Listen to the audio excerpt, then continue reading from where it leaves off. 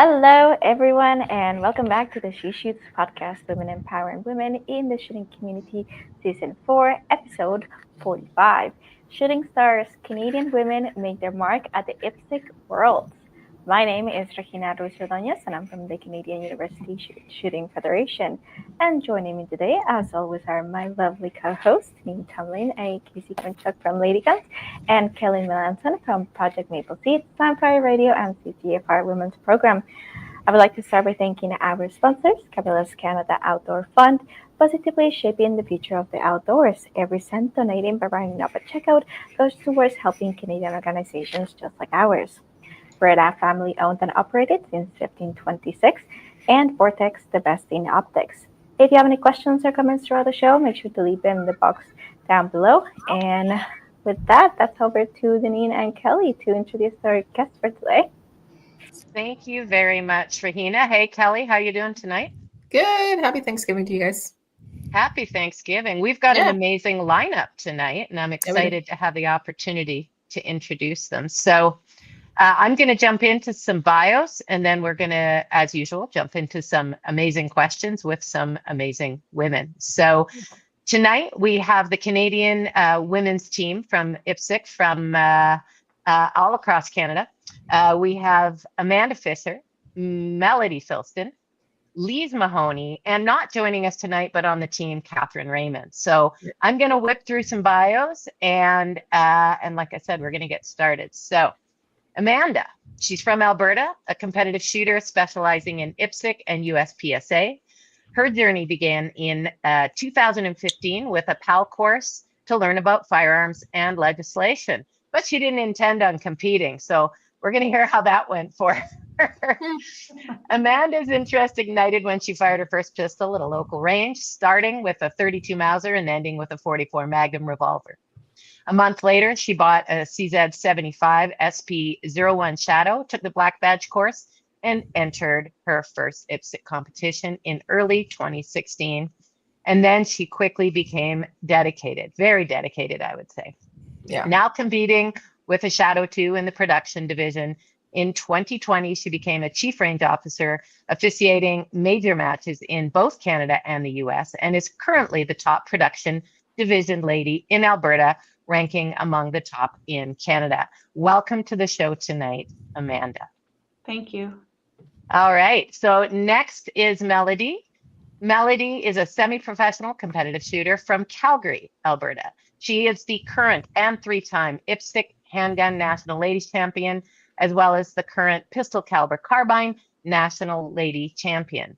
Melody began shooting in 2022, earning her PAL and her black badge that spring, and since then has earned 4 national titles, achieved several match wins across Western Canada, and in 24 became the first female competitor on a nationals winning team in Canadian history.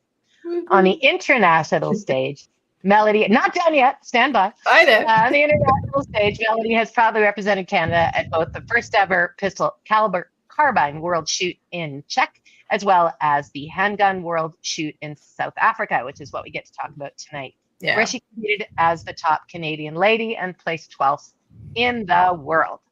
All right, on to you, Lise. Welcome, Melody. Welcome back, Melody and Amanda. Lise. Yeah. For over a decade, Lise and her husband have held their RPELs, and I love this, with no regrets. I think that's fantastic. Participating in various shooting disciplines, including CQB, precision rifle, IDPA, I-Corps, USPSA, and IPSC. Also enjoying mounted shooting and finding it incredibly exhilarating. Currently, Lise's primary focus is IPSC and USPSA. To contribute to the sport, Lise serves as a chief range officer with NROI and a range officer with both IROA and USPSA. In 2025, she earned the title of Top Lady Production Shooter in Canada, having been ranked number 1 in both 22 and 23. She had the honor of representing Canada at the IPSC Handgun World Shoot in South Africa, where she competed on the Canadian Lady production team and achieved 3rd place as the senior production lady globally. Lise's passions include horses, shooting, and exploring the world with her husband. And thank you for taking time out of all of those passions and joining us tonight on She Shoots, Lise. Thank you. Thank you very much for having me. Very nice to be here. Our pleasure. Okay, I'm going to take a beat now, Kelly, because I've talked myself out. And I'm going to turn it over to you to start the question. Perfect. Again, thanks, ladies, for coming on tonight. And also, we're sorry that Catherine couldn't join us, but she was she was another lady that attended South Africa. We talked about a lot about in your bios about South Africa. So that's the purpose of tonight. We're going to get into it a little bit, but before we do start talking about the match, let's get a little bit more about your background. Now, a lot of you have a really recent history with shooting. Amanda, you started in 2015, and Melanie, I thought, Melanie, you were, I think it was 2022, you got your RPAL. And Lise, I don't know when you got it. So why don't we get a little bit more about your background? Did you grow up around firearms, Lise? And then we'll go on to Amanda and Melanie. Sure. Yeah. No, actually, no experience with firearms whatsoever until 2012, I believe. Me and a couple of girlfriends wanted to do something fun, so we went to a local place called On Target, where you go just, from someone, a public off the street, you go and you get to try firearms. And so we did that as a ladies' night, and it was a lot of fun. And then I got home, my husband's like, "What? You did that without me?" And so it was like, yeah, he's like, "Well, let's try this." So we decided we're going to get our pals. We got our pals. We joined a club, started, shooting. What most people do, you join a club, you put up some paper targets and you shoot from a bench. And, we probably did that for maybe a year. So I think it was probably 2013 maybe. And after a while, that's fun, but not quite as fun as IPSC. My husband's actually the one who kind of found this online. He's like, wow, look at this. People running around with guns and they're shooting things and moving targets. And so we looked into that, decided to get our black badge, which I believe we got our black badge in 2014. Okay. And then from there, we haven't looked back. So yeah, it's been a lot of fun, and looking to continue this for as long as our government lets us. Well, we're going to talk about that a little bit too, but you're the newcomer to the show. So Amanda and Melody were both on the show previously too. But for those that have not heard the previous shows, Melody, why don't you tell them a little bit about your background? So firearms in general are kind of newer to me, you could say. 2022 is when I got my license, really for the purpose of shooting IPSC. I had gone to the range here and there growing up with a friend, the odd time. And I think the last time was when I went with some coworkers, and they let me shoot a pistol for the first time. And I was better off throwing the thing at the target. So that was funny for everybody else. And at the time, I guess I didn't really see much of a point of getting my license because I didn't have that much interest in behind the bench shooting. And then, I think it was late 2021 or early 2022 is when I came across this show called Top Shot. And one of the competitors on it was a professional shooter. And I was kind of like, wow, what is that? And then I just started watching YouTube videos of IPSC shooting and USPSA, and that really drew my attention. That was, it looked really fun, running and gunning. There's walls and moving targets, and it's like an agility course. So I went and I did my license and signed up for my black badge, and the rest is history. Yeah. Perfect. Amanda, you've been on the show previously as well. Tell us a little bit about your background. Why did you get into it? I was that typical anti-gun person. I know it's insane to say. Just uneducated, didn't really know guns, didn't understand guns, did not grow up around guns. I was a city kid in Dartmouth, Nova Scotia. So it wasn't, it was just nothing I ever had interest in. And then my spouse wanted to have a gun in the house, and he wanted to hunt. He grew up hunting with his dad, and I didn't want that. So instead of it being like a hard no, I went to get my firearms license just to get a little bit of education and to know what was going to be in my home or around me, even though I was super uncomfortable with it. And then once my license came in the mail, so I did get my PAL and my RPAL just because you can't have one without having the other. It's just they go hand in hand. So when I had a coworker, a friend of mine, that took me down to the range, and we shot handguns for my first time. That's when we started off with this little 32 Mauser and worked our way up to a 44 Magnum Dirty Harry revolver. It was exhilarating and empowering, and it was, I need to do this. So I went and bought a Shadow 1, an SPO 1, and then I took my black badge. I didn't know what IPSC was. I had no interest in competing. I just took my black badge just so I could get more familiar with my firearm and just get more comfortable with it. So when I was down at the range, I would know how to use it, how to manipulate it or get out of malfunctions or whatever.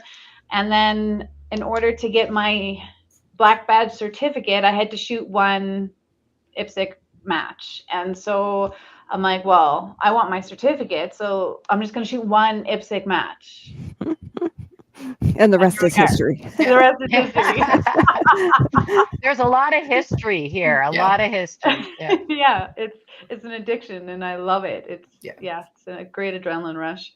Yeah, but you shoot one match and then you're done. Hooked. Yeah.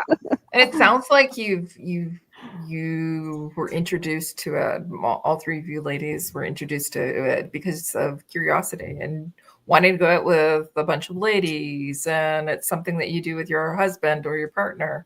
So it sounds like it is a really fun thing to pursue. And I know there's some people who are listening or will be listening that do not know what IPSC is. So Lise, do you want to tell anybody who's not heard of it, IPSC or IPSC, what it actually stands for? IPSC is an acronym for the International Practical Shooting Confederation. It's a worldwide organization. There's, I believe there's 5,000 IPSC members in Canada. Yep. Over 2,000, I believe, in Ontario, and 100,000 worldwide, encompassing, I believe, almost 100 countries. So it's obviously it's very popular sport. Very happy that that we're able to do that here in Canada. And I would recommend that you look at videos if this is something you're interested in, and just to see what it's about. It's kind of hard to describe, but you're shooting with a holster. So you have a holster and you have your handgun and your magazines, and you're running around what we call a course of fire. So you're shooting, maybe some targets in one area, you're running to another area, shooting some other targets. The fun thing about it is that it's not like, well, it's sort of like golf in a way, because like no holes are the same, right? So no stages are the same. So every time you go to a match, it's always something new. It's something fun. You're basically, you're using the same skills, but in different scenarios. So you want to shoot accurately, you want to shoot fast. Most importantly, you want to be safe. So that's why, I think the black badge course is a great thing. That's something that we have in Canada, but not all countries have a black badge course, which a lot of countries have adopted our black badge course, or at least looked at it and made their own course to do that. So yeah, I would say look at videos, find someone who belongs to a range, go out to a range. Yeah. Great recommendation. So before we move forward with it a little bit, let's just back up the bus just a little bit. So Melody, do you want to talk about the different, so you did, I I can't talk tonight. You competed in the other worlds recently as well. Okay, you just got back from the worlds for handgun, but you were at the worlds previous. You want to tell us a little bit about that? Because it wasn't pistol, was it? No, yeah, it was for PCC, which is pistol caliber carbine. Yeah. That world shoot was in May in the Czech Republic. It was just 6 months before our government banned the PCC in Canada. Yeah. So we went and we used rentals because we were training. This was something we wanted to do. Obviously, we were the underdogs, having to shoot the biggest match of our lives with a rented gun that we've never used before. But PCC was that was the first PCC world shoot. It was definitely a good experience to learning experience to get into the next world shoot, just kind of based on what to expect. Yeah. But yeah.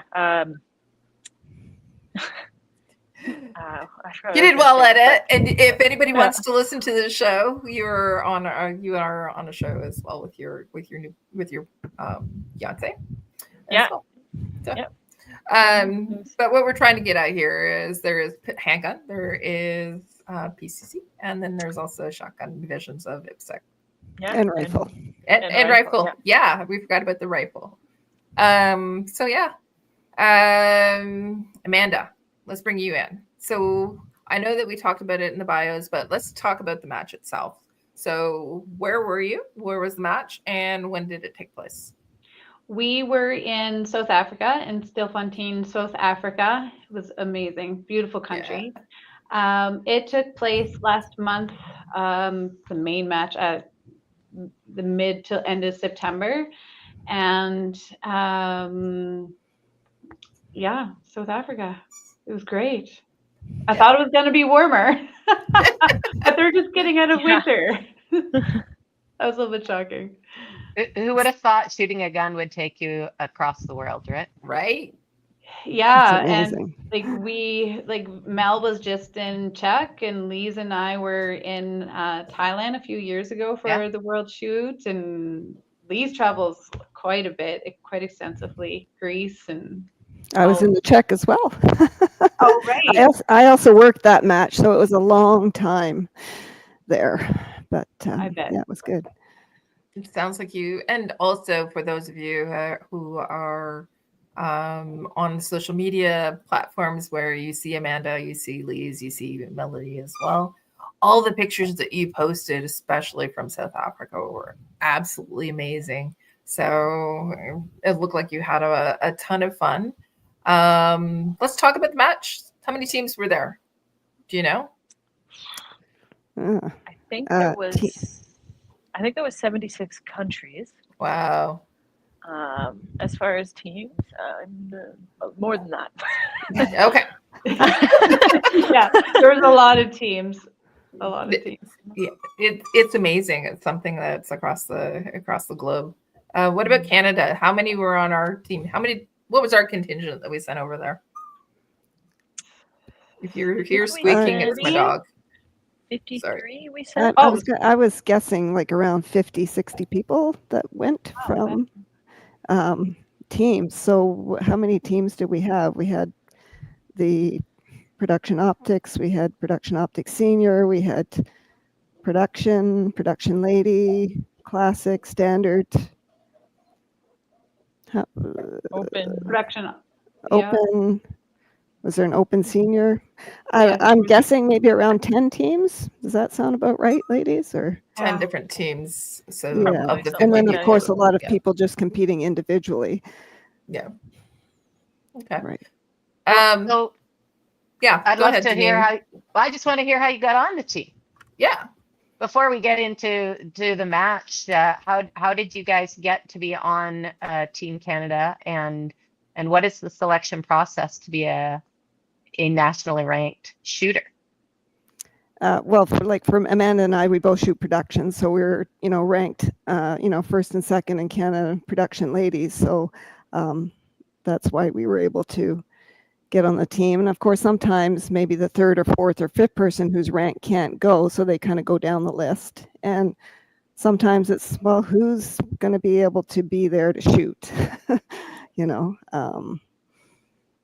And so it was the ranking during a period of time, like a year, was it? And you had to be within a certain. So it's over 3 years. So Okay. it's your national. It's the score of your national championships. So your best or your average of the 3, I believe it is, and then you're ranked according to that average nationally. And so then they take the top so many of every division. Mhm. The divisions need to be like not every division gets an even amount of slots. It depends on like the amount of competitors there are in that division. So that's how it gets separated out. And then from there, it's wherever you're ranked, you get offered a slot. Okay, thank you for explaining that. I'm sure that is a question somebody had or will have. So, and Melody, yourself, same situation but different division. Is that correct? So I shoot production optics, and so based on, I think production optics is actually one of the like higher involvement, so they would get however many spots, and then I guess based after that on the interest of who wants to go, they could form like the category teams. I know a lot of people, maybe South Africa was a far way to go for a lot of people. So yeah, great opportunity though. So now let's get into the match and the event and the divisions. And Melody, with you not just coming back from Czech, was it the same feeling? Did it have that same sense of pride and that national team feeling that you guys shared with us in the previous podcast? Yeah, like just being a part of something so incredibly big and so worldwide is like, it's just an amazing feeling. And then being the handgun is the most popular discipline in IPSC. There being just that many more people there and having like more of our Canadians there, like I think like probably 3 times the amount that we had go to PCC World. It was just that really nice, like prideful feeling. Excellent. I gotta say, as a side note, 70 something countries, like thousands of guns, and everybody was safe, everybody was happy, and a good time was had by all. So that just goes to prove, if anybody's listening, that this is a fun, safe, and happy sport. exactly. So, and it attracts people from around the world, and people traveled with those handguns and ammunition and all that good stuff. So good on you, ladies, for going out. And Amanda and Lise, had you done or you had done it before in where did you say you went? Thailand. Thank you. I remember watching you guys on social while you were there. Was it similar to that feeling as well? Very similar, although I think kind of like Melody, it seemed to me that there was maybe more Canadians at this World Shoot. And I don't know if you feel the same, Amanda, but like being at the opening ceremony, I felt that it was more, what's the word? Surreal. Yeah. I think it was, I mean, of course, going to Thailand was amazing as well, but I don't know. I think this time it felt, maybe because I had maybe more invested in it this time. I don't know. I felt it was really amazing. Yeah. I also think because the last one was so close to COVID that a lot of people, they couldn't go because of different situations, and it was a little bit more difficult to travel in December or November 2022 because it was so close to COVID. The uncertainty of travel played an impact of people going, and of course, like this one, the cost because you're going so far. Right. But yeah, it was surreal. being in that opening ceremony and walking in the parade and wearing our flag on our shirt and holding the flags in our hands, it was, you have that sense of pride, and it's like, it's so, like, you can't even put words around how it feels to be able to represent your country, especially as women in such a male dominated sport. And here we are kicking butt like we are, and Yeah, playing on the big stage, and exactly. it was amazing. And I think the other thing too is because we were kind of like on a football field and we could see like all the countries, like we could see all the way to the end. And it was like, wow, there's this many people here. Whereas in Thailand, we kind of walked through a building. So Yeah. I didn't get the feeling of the same grandeur, I guess. Again, it was just, yeah, amazing. So yeah, to Kelly's point, I think everybody should go back and check your social media feeds, because Yeah. you captured so much of it, and it was very enjoyable to watch you guys go through your journey and see everything you were posting. So Great. so I'd love to get into the kit, Kelly. Every one of you guys Yeah. had to prepare and pack stuff to get over there. So what was in your bag is really what I want to know. I mean, not only are you preparing your primary firearm, but did you take a backup? Are you taking ammo? Did you buy it there? Well, So Melody, let's start with you. And this is a good time to shout out any sponsors that might have helped you with that loadout. Oh man, yeah, a huge thank you to my sponsors just for like the support. And I didn't travel with ammo in my bag, but I did have it shipped there. Sure. Thanks to FH, they helped in getting my case of ammo to Camp Row. There was a bunch of us that had we just had a big export order to get our ammo across.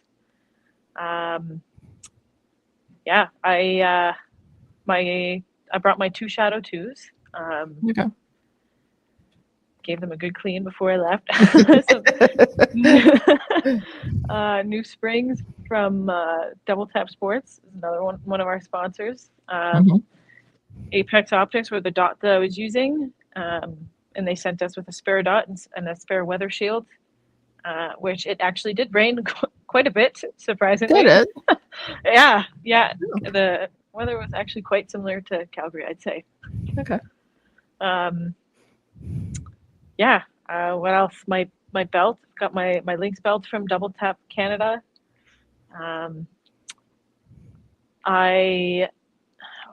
What else? We trying to think. I mean, I brought a bunch of spare parts that I could pretty much build a third gun if I needed to, Mhm. minus the frame, because it's World Shoot, and every tool that I possibly owned, I brought. yes, definitely. Tools, Yeah. spare parts. Yeah. And I love that, offsetting all of that, you each had an evening gown, which Yes. that could be a whole other podcast. Absolutely gorgeous ladies. Oh my Stunning, goodness. stunning. But Yes. before we get into evening gowns, how about Amanda? Let's talk about your loadout, and then over to Lise. So I did travel with 100 rounds with me, just so I could have that with me at all times. And then I shipped 1,000 rounds with me, and of course I used the bullet shop ammunition with Penner Precision projectiles. Mhm. And I don't know if you guys seen my social media posts, but I did. It was Colleen put a Yeah. like a inspirational quote on every Every single ammo box. Every 50 rounds had its own personalized note on it for me, and I didn't know, because she packed it all up for me. So as I'm taking it out in South Africa, getting ready to load my magazines, I just started crying. It was such an emotional experience. I'm so blessed to have the bullet shop, Ed and Colleen, by my side for several years now. Of course, I only took 1 Shadow 2 just because the uncertainty with our government, being able to get it into South Africa and out of South Africa safely, I was just too nervous for that, and I only took 1 firearm with me. Of course, Double Tap has me fitted with all of my gear, my gun parts and all of that stuff. And Hunter's HD Gold for my safety glasses. And they've been recently sending me other glasses. So if you check out my social media, I have lots of fun fashion wear from them. And of course, my high heels. Can't forget our high heels. So yeah, that's what was in my bag. Outstanding. All right. How about you, Lise? Okay, well, probably basically everything the same that the ladies have brought as well. But a shout out to CamPro for getting our ammo there, so we didn't have to worry about shipping that in our luggage. Myself, I only brought one pistol as well. Again, like Amanda said, with the uncertainty, and unfortunately, when we were in Thailand, we didn't get our handguns till probably 5 days after we arrived. So that's a whole other story, maybe for another time. But that was a little stressful, so did not want to go through that stress again. Of course, my belt, my eyewear also from Hunter's HD, all my range wear from Range Junkie, my spare parts, of course, for my CZ as well, my hand grips, my cleaning supplies, you know, clean your gun after so many rounds. Yeah, I think that's about it. And able to squeeze in the dress in there too. Right. Yeah, you guys looked amazing. Yeah. That's fantastic. So that must have been a bit stressful knowing you wanted to have two guns, one for backup, but with the current state of the nation, quite literally on handguns, not knowing if you were going to risk it. So exactly. I'm glad it went well for all of you guys.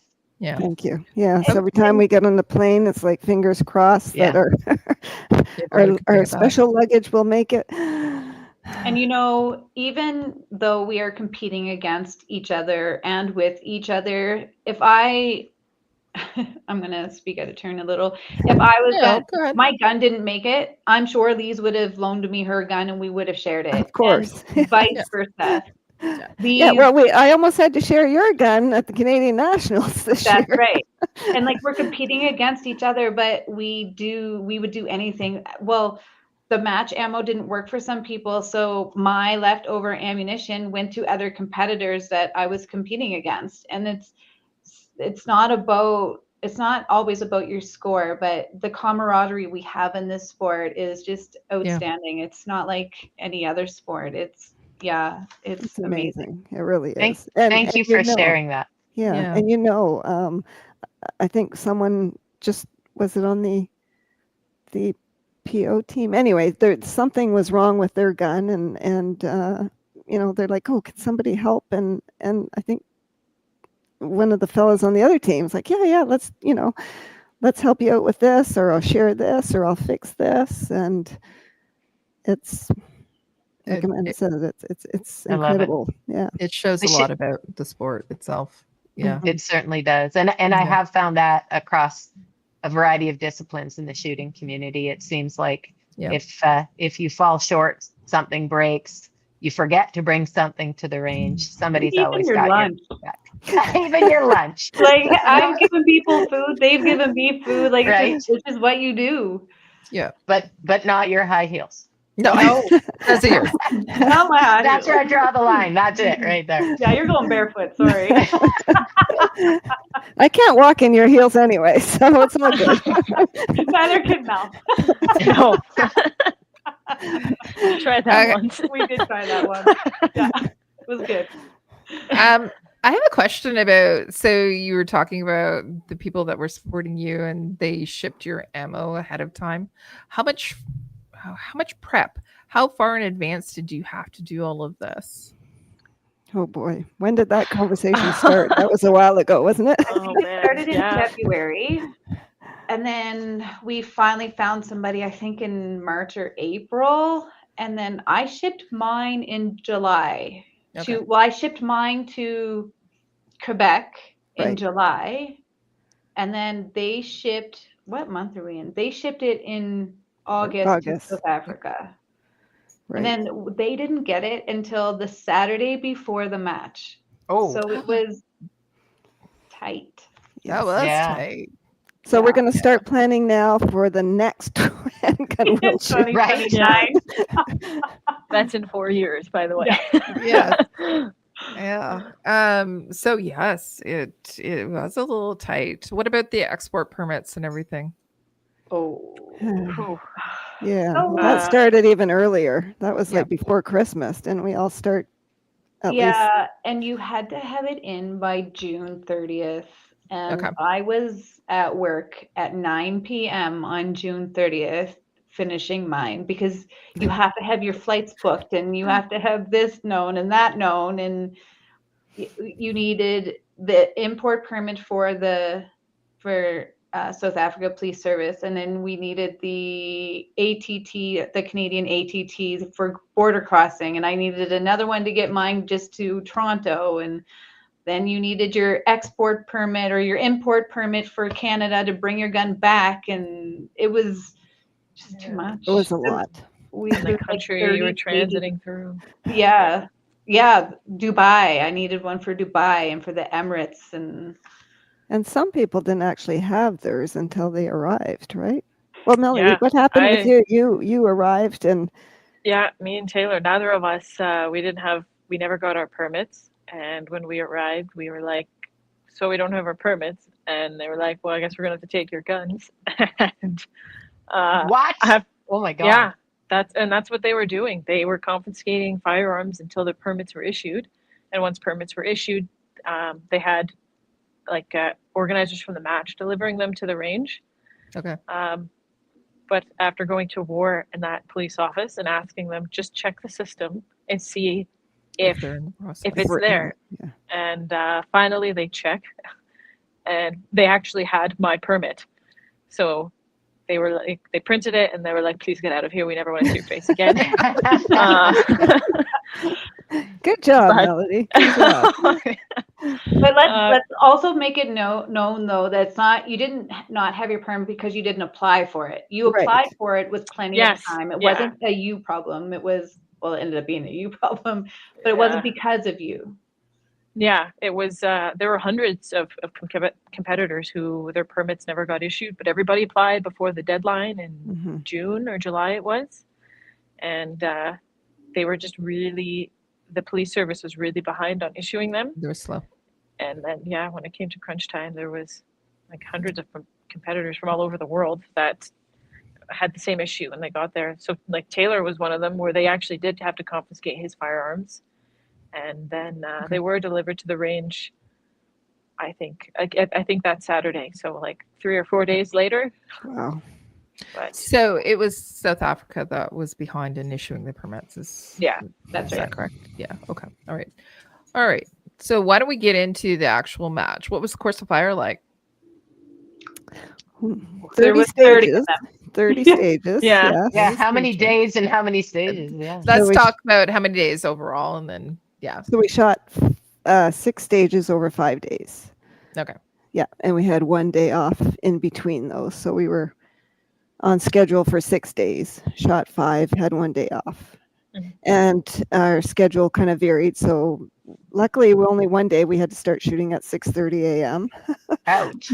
Yeah, and so 6:30, 9:30, is it 12:30? 12:30 and 30. Yeah, so those were all the start times, and it was good. The 6:30 it was a little chilly that morning, but eventually warmed up. I think the courses of fire were some of them were not as challenging as they were in Thailand. I think you would probably agree with that. Yeah. But Absolutely. they were a little deceiving. I think maybe people thought, oh, well, this is easy, and then you're like, oh crap. You know? But I think too with 4 or 5 a day, your stamina, your fitness, how you're eating, how you're sleeping, an easy yet deceiving course can really, pardon the pun, eat your lunch if you don't have the rest of that stuff in line, right? If you're Right. not sleeping, you're not eating properly, The mental whatever game. it is. The mental Yeah, game. And it's the sometimes it mental just game. takes a few stages to kind of, well, at least for me, to kind of get going and kind of get into the groove. And then you're like, oh, wow, I just shot 3 stages. I only have 3 left to, kind of Right, pick yeah. up my game. But yeah, I think it was, I think I kind of like it being spaced out, because I can't imagine, trying to shoot, say, 10 in one day and then 10 the next day. Like, I think it would be just too much. Yeah. Mhm. I don't know. How do you ladies feel about the same, or? Yeah, like it was a good, like it doesn't really give you much time to get tired, especially Right. when you have to do it for 5 days straight. Mm-hmm. So, yeah, it like the way it's set up, you shoot your like 2.5, 3 hours a day, and then pack up, leave, go home, do the same thing the next day. Right. There you go. So, Was there any particular stage that you really enjoyed? ooh, Hmm. are we all gonna? You go, Melody. Like, I can think of a few like of the left and right stages where they were like kind of spicy, where just you're moving and shooting, and there's a lot of transitions left and right, and then you kind of the moving and on the shooting on the move are always, I think, the most The fun. fun because Yeah. I agree. And there was Yeah. lots of opportunity for that at this match, whereas the previous world shoot, you didn't dare. That your side mirror, when it says objects in the mirror are closer than they appear, or further than they appear, whatever it says. Well, that's like the ones in Thailand, like they were further than they appeared, and you had to respect them. This one, you had to respect some too, but there was more opportunities to shoot on the move and shoot a little bit more aggressively, Yeah. which is more fun. But Yeah. it doesn't really test as much as a world shoot should. Right. Like I feel like our nationals was probably more difficult. I think so too. Yeah. Sounds like you prepped for it a little bit ahead of time, like whether it's through matches and all that. We'll get to that in a second. But is there any of the stages you thought were, no, this is not my most favorite of stages? I The don't weekend think there was. stage. Yeah, Oh, yes. the weekend stage, the strong hand stage, both of Yeah. them. The furthest I- targets in the whole match. Yeah, I on did the like the weekend stage. strong hand one, but the weekend one, yeah, that was a little grueling, a little punishing. Not Area my 5. favorite. If I Area had to five. pick the least favorite, if I could take Yeah. a stage out, that would be the one. I actually didn't mind doing the one where we had to do prone. I thought, oh, I'm not gonna like that, but it wasn't bad. Yeah, I mean, you started and finished prone, so Yeah. not too much wiggling around. Yeah. There you go. All right. So let's talk about how you prepared for it, because I do know that maybe one or two of you went a little early and got acclimatized. But before you got there, Dini was talking about 5 days. That's pretty grueling. So fitness wise, eating wise, mental preparation wise, how did you guys prepare to go to South Africa? Get in the groove, as they say. Let's start. I'll start Okay. because I had a tough time. I've had a mental block all season, and I think the amount of pressure that I put on myself is unnecessary, and I forgot to keep the fun into it. And I'm actually going to take some time off over the winter and just like keep my gun aside. So it's the mental prep that I think is probably the most important. Of course, there's the physical challenges, but like the top people aren't necessarily the most fit people. It's not necessarily about physical, but dry firing, having a good dry fire routine is really important. I eat really healthy all the time anyways. So yeah, my diet was really good. And while I was there, it's really important to watch what you eat, especially being in a foreign country, you're not knowing some of the things that you're eating. So being really conscious of what you're eating, what you're drinking, of course, is also really important. Ask me how I know. So yeah, for me, my mental prep was the most important. And you feel like you're ready, and you feel like, oh, you got this. And then as soon as it says load and make ready, that the nerves that all of a sudden it's like, oh my goodness, I was not expecting that. So to be real, the mental prep for me is the hardest. Mhm. Yeah, I guess for me, I had kind of already been in the mode of practicing dry firing because we had our provincials, our Ontario provincials in July. I also shot the IDPA provincials in July. We had our nationals in August, and then we were going, of course, in September. So I think I was kind of in the mode doing the dry firing, trying to get to the range as much as I could, although wasn't able to do a whole lot of that in August, but as much as I could. And like Amanda said, I think the mental game, definitely trying to work on that. Just trying to keep those positive thoughts always, even when I'm doing the dry firing or doing live fire. You screw up and it's like, okay, no, that's good that I did that because I'm learning X, instead of, oh man, what, I'm such an idiot, But yeah, so I think I was kind of in the mode. I think I felt prepared going in. Of course, I had my moments there. I think it was my second day wasn't the greatest, but like Amanda said, you just keep going. I think generally I tend to eat healthy, okay, although I do like my potato chips, but We all do. yes. But I didn't do any specific, I guess, workouts or anything like that. I mean, I think I'm pretty physically active to begin with, so I didn't do anything special in that regard. So far, I'm hearing consistency. Yeah. And the other thing I'm hearing is being prepared to bounce back after you've had a mess up or a screw up. So part of that mental game is, how do I get back into my game? So very important. Yeah. How about you, Melody? Yeah, definitely. I think I wasn't as prepared for the mental game as I thought, because I find now shooting in Canada, it's very familiar. So the nerves aren't as big, or there aren't as many. But now being on an international stage, I really did have a tough time shaking those nerves. And I just noticed that it did slow me down. Not incredibly, but a decent amount, to the point where I can hear my own breathing while I'm shooting. Yeah. And but as far as training, I was trying to train as much as I possibly could. Trying to get to the range at least 3 times a week. I mean, we all work full time, so it's kind of hard to do. Exercise wise, I was also trying to get into the gym 3 times a week to at least be more agile. I was doing a lot of agility exercises to help with movement and transitions. Eating wise, I also eat pretty healthy, so I didn't really have to change much with that. But yeah, I was so focused on training for Worlds for so long. It was kind of like, oh my God, we're here. This is it.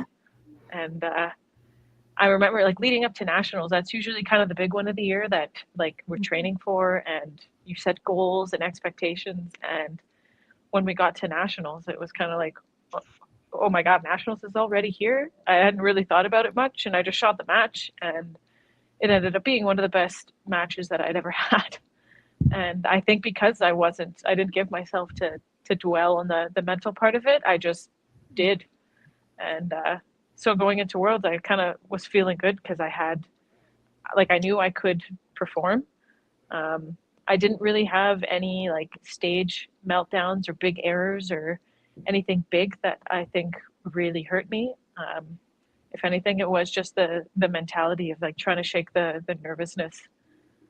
That's just added some time that I probably could have shaved off. But yeah. I think it was you, Melody, but I can't recall. One of the three of you guys posted on social media about that.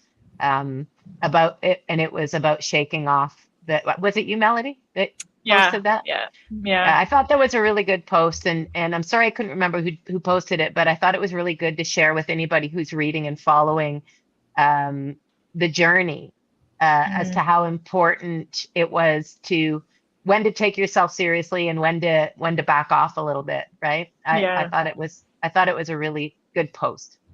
Yeah, thanks. I was kind of talking about like your absolute best. You're not going to perform your absolute best every single day. Right. You're going to do the best you can that day, and it might not be your peak performance. And that was one thing that I think I was struggling with a bit, because it's 5 days of shooting. So to be absolutely perfect and perform for 5 days is not easy.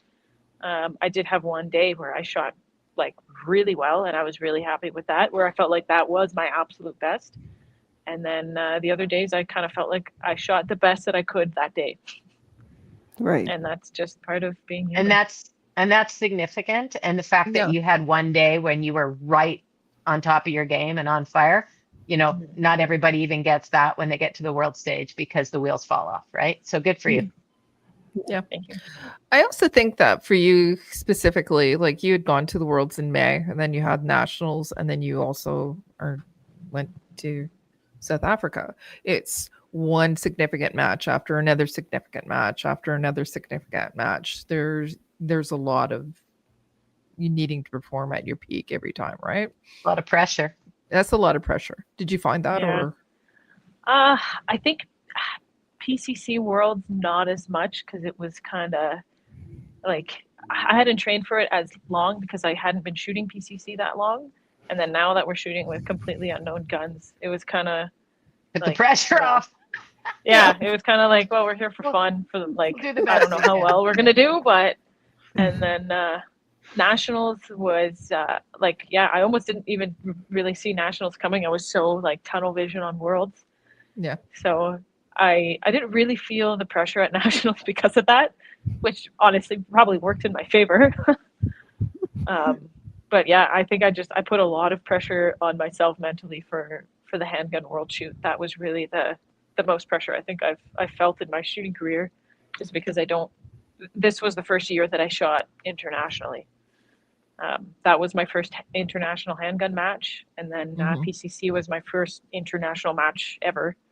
Yeah. So yeah, might as well start big. Hey, you bet. Start big. Yeah. So, well, your first match was at nationals in 2022. So like, go big or go home. Go big or go home. Right.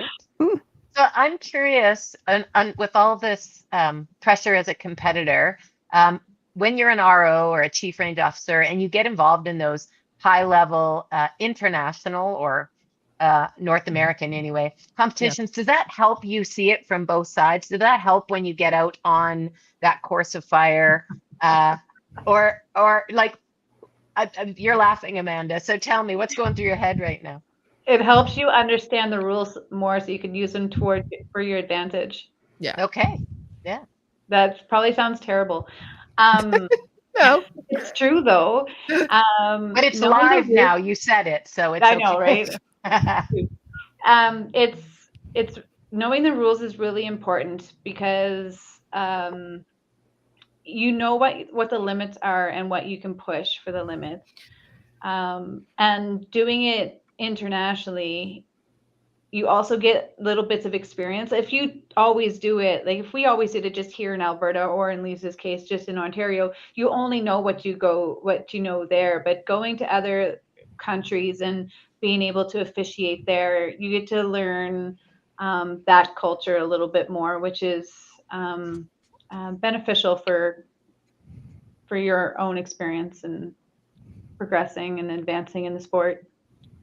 And although we all use the same rule book, say ROs in other countries might have interpreted a rule a little differently. But so maybe they feel that they're right in their interpretation, but us being an RO, we can say, okay, well, this is how we interpret it, and then we leave it up to the range master or whoever to decide. So at least, but if I wasn't an RO, then I wouldn't know enough to challenge or say, well, no, I really think that rule doesn't apply here, or or rather this rule should apply. And Right. so, yeah, I mean, Well, thank you for that. And I was curious because, I mean, I think it's important as you get into your sport, and in this case, we're talking about IPSC, adding more, contributing more to the sport is becoming an RO, is becoming a range officer, is becoming a shoot, director, whatever it is. mm-hmm. And I love the way you guys framed that up as how it's beneficial to you as a competitor, but it also brings benefit to your club, to your team, right? So Yeah. Benefits other shooters, because if we're able to help another shooter, which actually Amanda helped. We had a lady from France shooting with us because she wasn't part of a team, but she was just on our squad, and she was almost DQ'd from the Worlds. And we happened to, well, I don't know, was it Dave who was actually videoing her? Anyway, we actually had the scenario happened we had it videotaped, and Amanda was paying attention and was like, okay, well, whoa, what just happened there? So anyway, do you want to expand on? Yeah. So she was able to help this other competitors, what I'm saying. And she's not on our team, but she's part of our team. When you shoot with a squad, at least that's how I feel. Like we're there to help each other. So absolutely. Yeah, she was going to be disqualified, and the rule that they were using was not applicable for the situation. Right. And if she was going to accept it, and so where I'm going with that is knowing the rule made her not get disqualified. It ended up having to go to the range master, like the assistant range master, and then above them to the range master. It took them over an hour to finalize a decision, but knowing the rule and being able to use that to your advantage could get you away from a situation like that. Was day one. Like, unfairly disqualified. Like this was not. It wasn't fair. Yeah, it was not the right call. No. And when you're an RO or a CRO and you make a call and you believe that you've seen what you've seen, even though that isn't what actually happened, it could be your truth, but that might not actually be what happened, because sometimes things happen really quickly. Yeah. So, and I think as officials, we need to be okay with being wrong and saying, you know what, maybe I didn't see what I thought I seen. And like, there's no place for egos when you're an official either. So I also think that's important. And yeah, knowing the rules. So she was able to stay in the match and was able to complete the match, and she beat me. And I'm just kidding. She did. She's a good person, and she was a great squad mate, and I'm so glad that she was able to stay in the match. Awesome. So that's a great story. Thank you. Yeah, it is. That's a perfect example. That's wonderful. So were you able to go to the video and review it? Is that what happened? Yes. Yeah. Yeah. Okay. And you know what? I actually didn't see the situation happen, but when they yelled stop, I knew that there was a video. And so I'm like, let me see the video before. It was Catherine's dad that was videoing. And so I'm like, let me see the video. And so I slowed it down to see like when the situation happened and what she was doing during the situation. And yeah, it was. If we hadn't had the video, she would have been DQ'd. Because her word against theirs. And like Amanda says, as an RO, you see something, obviously you call it because you really believe that's what you saw. And, we're all humans. We all make mistakes. And we were just lucky that we were able to. You had it recorded and you had slow motion. Right. Yeah. And she was able to participate, which is what shooting's all about, in fairness. Exactly. Yeah. So you were shooting in South Africa. I'm guessing it was expensive to get there, right? Oh yeah. So how were you able to go? How were funds raised? Yeah, I knew that I was wanting to go since Thailand. So I've been saving every paycheck. I put money into an account. It just automatically comes out, goes into account, and that's how I was able to do that. But with that, putting that aside, I have sponsors like the Bullet Shop, who sponsors my ammunition for every competition, no matter where in the world I go, whether it's in the United States or Thailand or South Africa, it doesn't matter. they have my back. So yeah, without the bullet shop, I wouldn't be able to do this. It's not cheap to feed that Shadow 2, let me tell you. It eats a lot. It does eat a lot. It's like more than my teenage and adult children. Yeah, it's like a teenage boy. Yeah. Yeah. What about you, Melody? How were you able to raise the funds to get to South Africa? Similar in the fact that I knew 3 years ago when I started shooting, I wanted to see how far I'd get and go compete in the World Shoot. So I've been saving for a few years. But also huge help was from our sponsors. We get support from the CCFR, which helped us incredibly. We're so thankful for their support because that really helped us get to the World Shoot. FH Munition, same thing. They're our ammo sponsor. Their ammo ran flawlessly, and they helped me get it there. So that was, and provided all the practice ammo that made me the shooter that I am today. Yeah, so that was like huge help in getting us over to the World Shoot. It's one of the furthest you can actually be from Calgary in the whole world. Right. That's right. Well, I'm glad you don't have to throw the gun at the target anymore, Melody. Yeah, me too. And that you've got ammo instead. So. And you didn't have to rent your guns this time.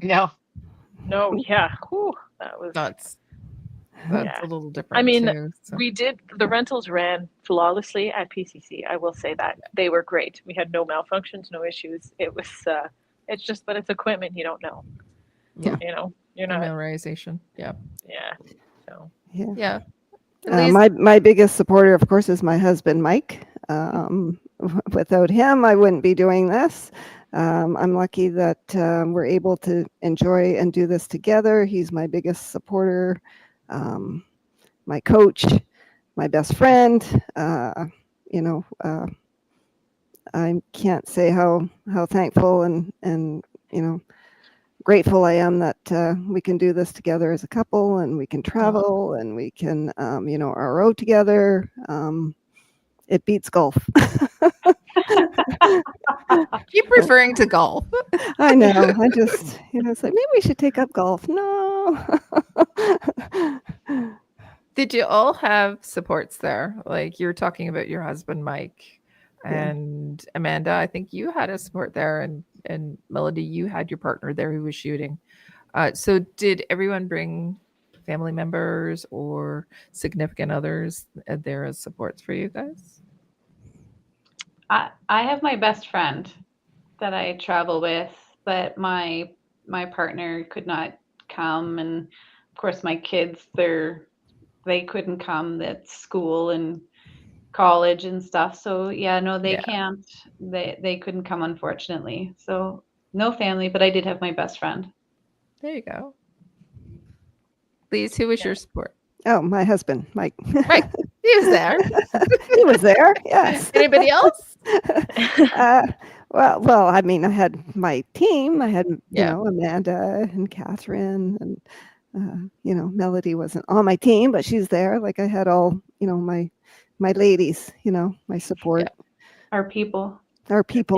Yeah. And I know Catherine brought her dad. He videotaped. Yes, he was videotaping everything. Yeah, he videotaped. The lady from France. So that was that was which great. was fortunate for her.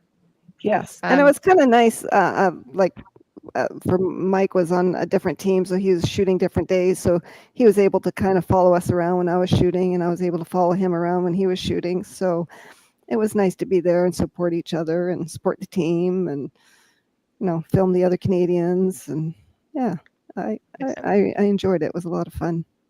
Sounds like an amazing experience, and it's very cool to watch you guys progress as you post everything on social media, and then at the big wrap up, see you all dressed up and winning awards and arms around each other and celebrating together. And you clean up nice, ladies. It's really, really nice to see. And I'm out now. I'm like, what is Amanda going to wear next? Like, oh my goodness.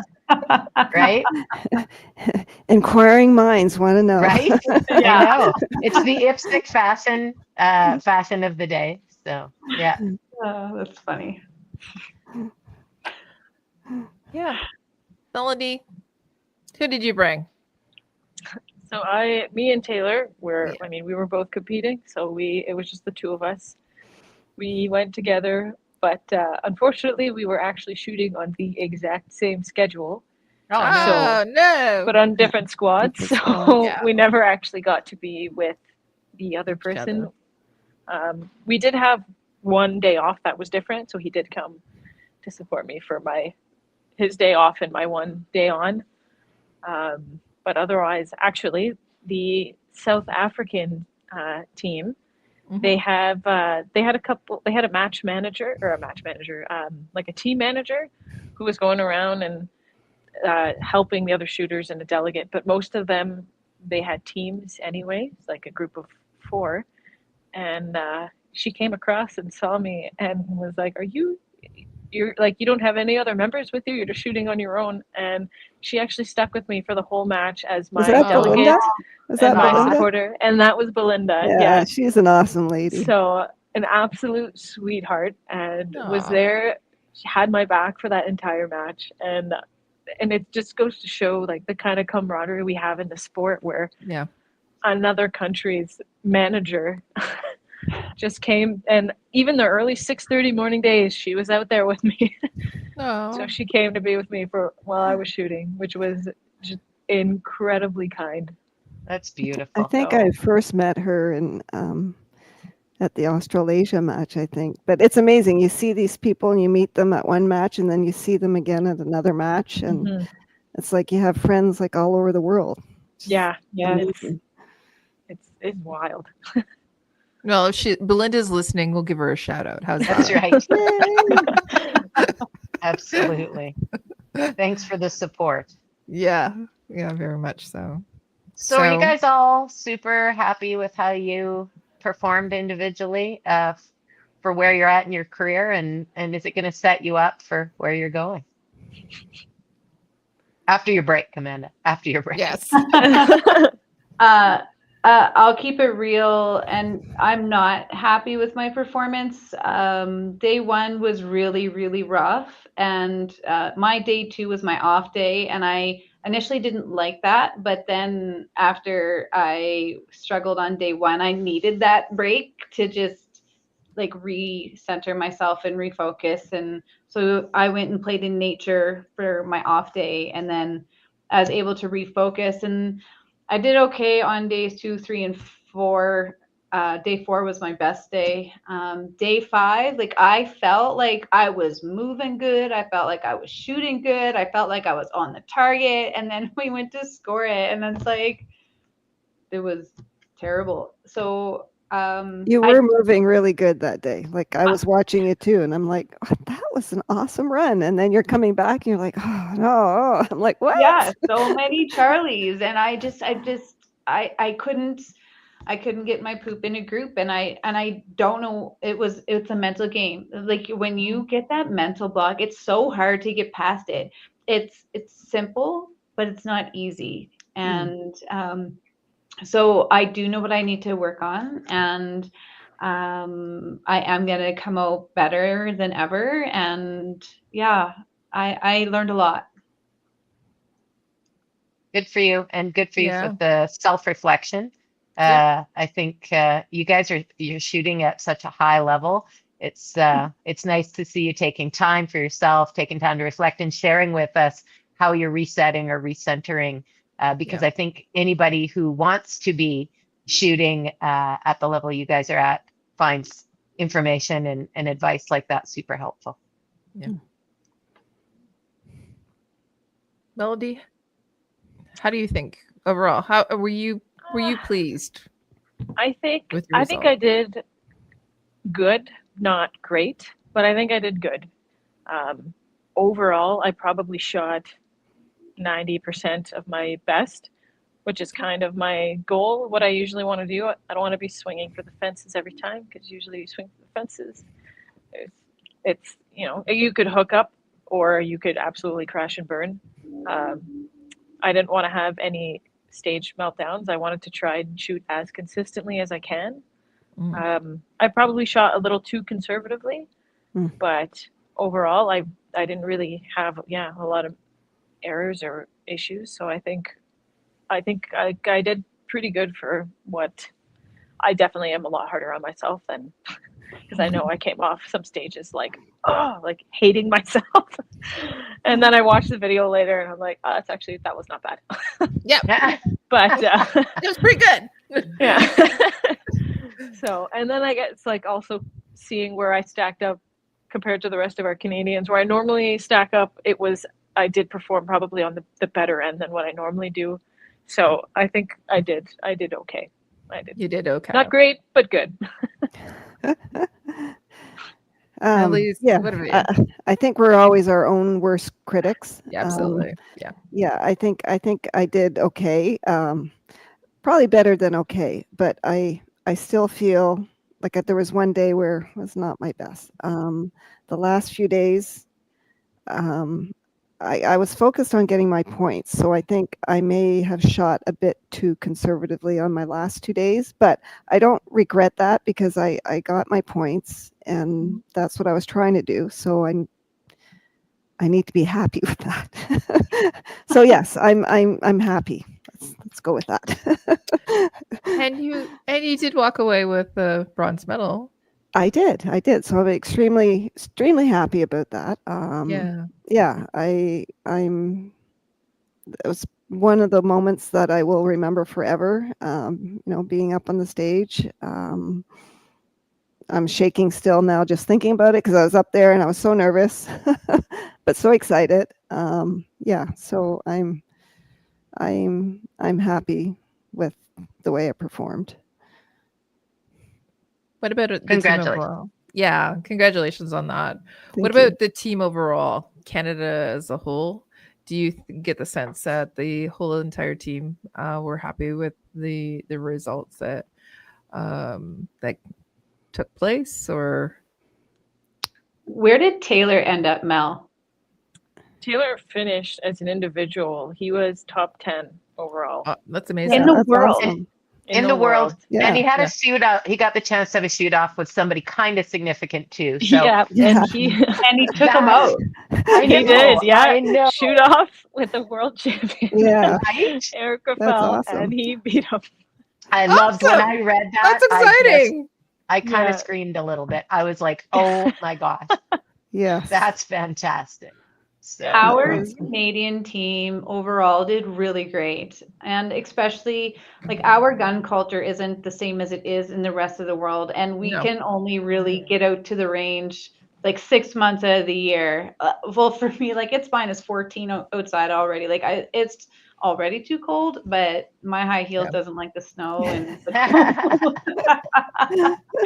so like it's a little bit more challenging for us as Canadians to keep on our A game when lots of the rest of the world can shoot all year round. Yeah. So a lot of dry fire and a lot of time devoted to live fire in the spring and summer months. But yeah, I think our Canadian team did pretty well. There was a couple podium finishes, so it was, yeah, I'm proud of everybody. Yes, I'm proud of all our members that were there. Like even just to be there for one thing, to compete on the world stage. Yeah. The Representation. amazing. So, Yep. And not to mention, we are competing against a lot of professionals, like actual professionals. This is their Full-time job. shooters. This Yeah. is what they do Yeah. every day. Whether Exactly. Yep. everyone in Gravel? Canada, yeah, Yes. yeah. He's a And even professional some of the shooter. lady shooters, like a Yeah. lot of them are professionally trained, and that's their job. That's what they do. They get paid to shoot. Yeah. Whether I know everyone from Canada has a job that they go to and shoot on the weekend. Yeah. So There are no professional Canadian shooters. No. that's great. No. It might be impossible with the way our gun laws are, to be Yeah. honest. So Yeah. And when we're talking about that, our culture as well is it's hard for anyone with the gun laws that we have to continue. So I know that we have a couple more questions, but let's talk about C21, right? people are interested in getting out and shooting, and with C21, the introduction of it, essentially you're not able to buy any handguns. So how can we change that? How can we get people out to the range? Are people allowed to come out and watch you shoot? They can watch, and there are some ranges in Alberta that can rent you a handgun if you would like to get into competing, do your black badge. I've loaned my handgun to a lady that I met on a CCFR range day with the Child's Range. I met her there. It was her first time shooting a handgun. She wanted to get her black badge. So I drove my gun both days to Edmonton so she could use a gun because she can't get one. So it's people are willing to do that. You just need to be able to reach out or find somebody that's willing to loan a firearm or even teach you, if you have one, teach you what you need to know or where to go. Mm-hmm. Yeah. Yes. And I think, some of the ranges here in Ontario too, they're still able to purchase guns and then they can allow people to use them. Mm-hmm. Unfortunately, it's just on their ranges. So that kind of prevents a new shooter from being able to say, if they're here in Ontario, they're not going to be able to shoot a match in Alberta or go to the Nationals because they don't have their own gun to be able to travel with. So, I mean, we're trying to find ways to allow more people to join. It's just, it's getting harder and harder with all the rules and regulations, but we're doing what we can. Like Amanda says, you let someone borrow your gun or use your gun for a local match. And I guess that's all we can really do right now. There's still black badge courses that are taking place here in Ontario. I know that. As well as in Alberta. It's just difficult to do any progression with the sport if you're not able to buy the handgun. They're trying to do like a mini rifle course now too. So at least to get people started with mini rifle until they ban those, I guess. But well, I'm hoping not. I'm hoping not either. Positive.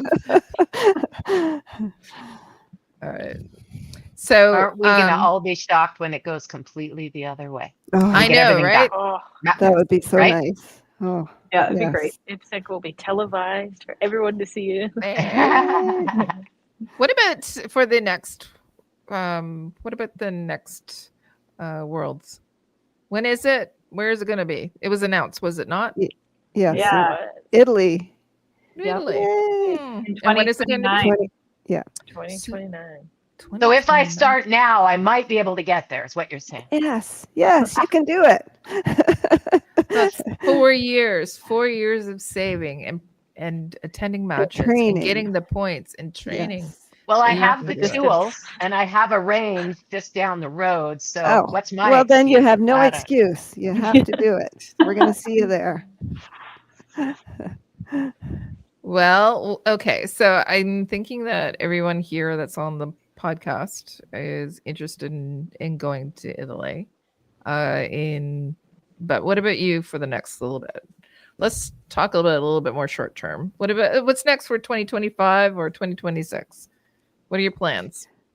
Well, I'm going to Utah on Saturday. I'm shooting the Race Gun Nationals in Utah for USPSA. Wow. So with a production gun? Is that quick enough? Yeah. You get back in the country and you leave again. I'm actually going to shoot my husband's carry optic gun. So nice. Production optic. Well, the lingo is a little different. Carry optic, production optics, but yeah. Race gun. Yes, race gun. I thought about shooting with my production gun, but I think my scores would be really down there. So what does he shoot for a race gun? He's going to shoot his open gun, and I'll shoot his production optics CZ with an optic on it. Yeah. Okay. All right. So it should be fun. Awesome. So you just get back in the country and you're leaving a gun. Yes. There you go. Okay. What about a little further down the road? Any of the big matches coming up in 2026? 2026. We're toying with the idea of maybe trying to do a match in Australia in February or March. Wow. You really do travel with with shooting, don't you? Yes. Yeah.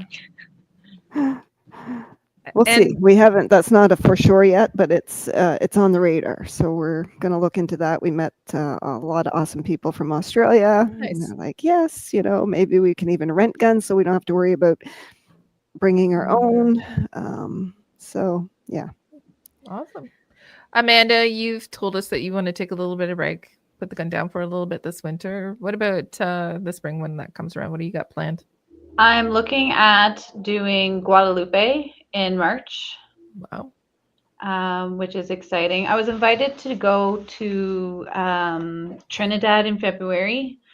So that's up in the air, and Guatemala next month, but I had to decline Guatemala.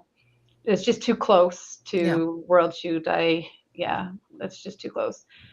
So probably Trinidad in February, and then Guadalupe in March, and then Puerto Rico a little bit further out I think it's in August. They just sent me the match schedule today, so we'll see. Sounds like you have some traveling to do as well. Mm-hmm. Yeah. Melody, what do you got planned? I know you got a lot planned for you know what? We actually don't have much planned yet. I think just dealing with the paperwork with Worlds was such a nightmare. I was like, do I want to do this again? That's not typical, though. It's not, no. But that being the first time we're traveling internationally with our handguns was probably the worst introduction possible. So we have provincials and nationals next year, but outside of that, I don't really know. We've been kind of toying with the idea of maybe Pan Am, but there you go. We'll see. We'll see what other matches are going on. Okay. Maybe the Northwood Showdown in Minnesota. We'll see. And I just sorry. Go ahead, Deneen.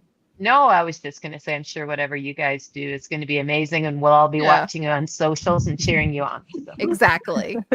Thank you.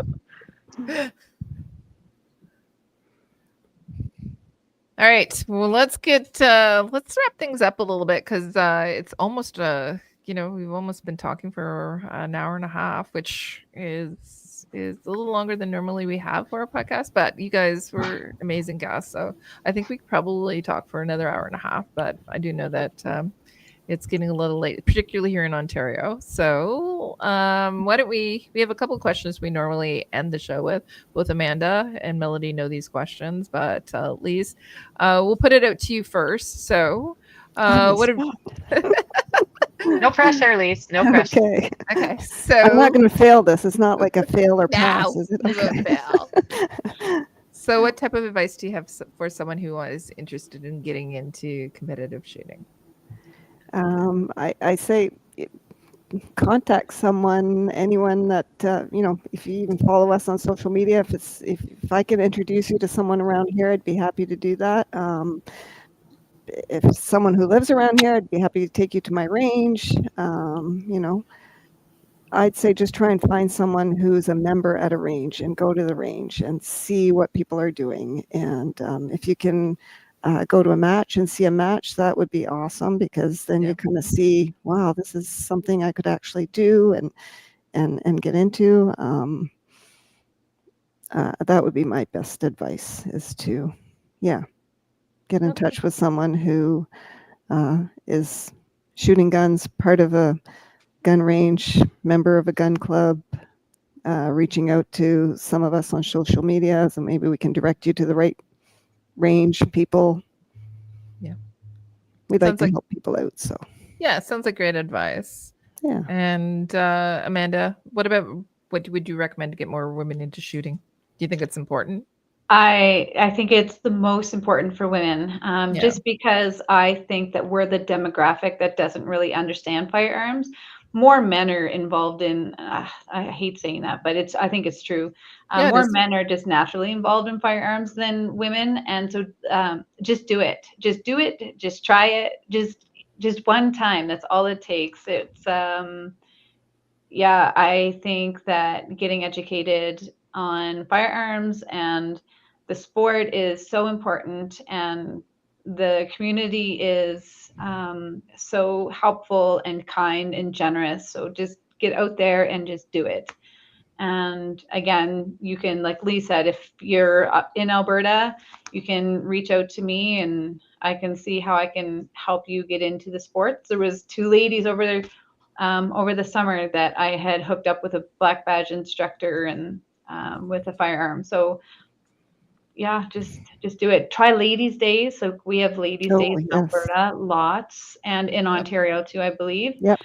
So find out your nearest CCFR Ladies' Day and see if you can get in on that. Yeah. Sounds great. Melody, what are your recommendations?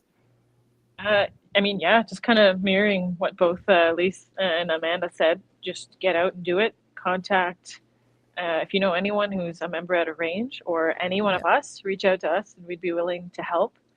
Because between the 3 of us, we know a lot of the shooters in Canada because we shoot with them a lot. So yeah, depending what area you're in, if that's something you want to get into, it is an incredible sport. It is so fun. It's like a balance of aggression and finesse, and it's just aggression and finesse. I've got a quotable quote. That's awesome. But yeah, it's just a wonderful sport with just such amazing people, and it changed my life. So I absolutely recommend anyone who's interested, just do it. I was going to say, or you go to a range, meet a guy, and then get engaged to him, and then you're both on the world stage. There's that option. That is at risk at happening. Can confirm. All right. You talked about getting a hold of you. Let's talk about how people can get a hold of you. What's your socials, and how can they reach you? So Melody, why don't you tell us about that? Yeah, I use Instagram. You can find me. My account's either my name, Melody Philistin, or 9 Melly's my handle. 9 MMMELLY. Just send me a message, and yeah, we can chat and set you up with a range. Perfect. Amanda. Totally not creative like 9mm Melly, 9 Melly. I'm just Amanda Fisher, competitive shooter. I'm on Instagram and Facebook. You can catch me on there. I'm super responsive to messages. So yeah, Instagram, Facebook. Perfect. Same. Under my name, Lise Mahoney, or my Instagram is Alpha Lise with 2 A's, like the double alpha, which we try for. Yeah, same. Perfect. Okay. So thanks, Lise, for coming on tonight. Denise, do you want to say anything before we throw this over to Rahina and Casey? I just want to echo same since the top of the show. It's been such a pleasure. Yep. It's been so nice having Amanda and Melody on for various podcasts, and to watch your sport grow with you and you grow with it. I mean, it's we're in our, what are we on, our 3rd season, going into our 4th season, ladies, or 4th season going into our 5th season? Right.